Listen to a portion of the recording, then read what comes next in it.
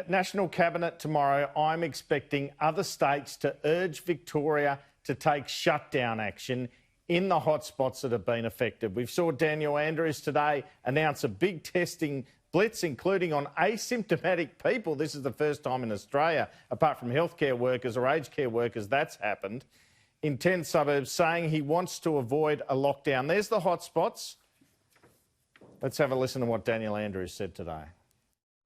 That is about 100,000 tests. It may finish up being more than that. I expect that if people are visited and they're asked to participate in an unprecedented suburban testing blitz, I would expect that most people's answer will be yes.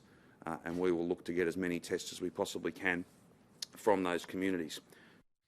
But as one federal minister said to me today, Kieran, Victoria has got a sneeze and Australia could catch a cold out of it. If Victoria don't get on top of this, they could end up causing problems everywhere. That's a quote to me from a federal minister.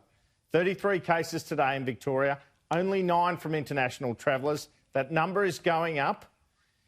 If we can have a look at the curve, I'm going to show you New South Wales and Victoria. Look at that. This is what we saw in March. You know that. It's, in a sense, if you're only seeing 16 a day and you're doing 10,000 tests a day, it's not the best, but it's not as worrying as a situation where you start growing exponentially in numbers, and that's what you're starting to see there. And Daniel Andrews rightly saying, as he does more tests here, those numbers are going to go up again, but he's raised a few eyebrows here saying he's going to test people without symptoms.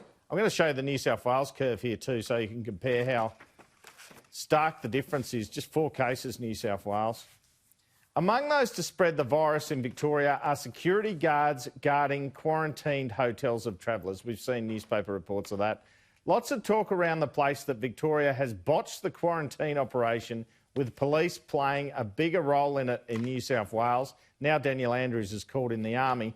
New South Wales has done 17,000 tests in the past 24 hours and come up with 1 case of community transmission, 1 case in 3 weeks. And the last 3 positive tests in New South Wales were found to be false positives. There's no virus in New South Wales. It's clearly in Victoria from the daily testing figures there.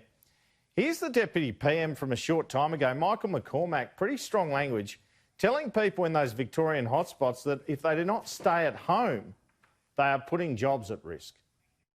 This is costing money, and so people need to download the COVID Safe app, exercise the social distancing, make sure that for those people in the northern suburbs of Melbourne, in those potential hotspots, they need to stay at home. They need to go back to where we were when the restrictions were first placed. Those people need to stay at home, and those people need to follow the rules, the maximum number of people in a room, because they are actually costing people their jobs. They're costing people their livelihoods. And as I said, Kieran, other states tomorrow are going to lobby Victoria and say in front of the Prime Minister, can you shut down these areas so it doesn't eventually spread to our states?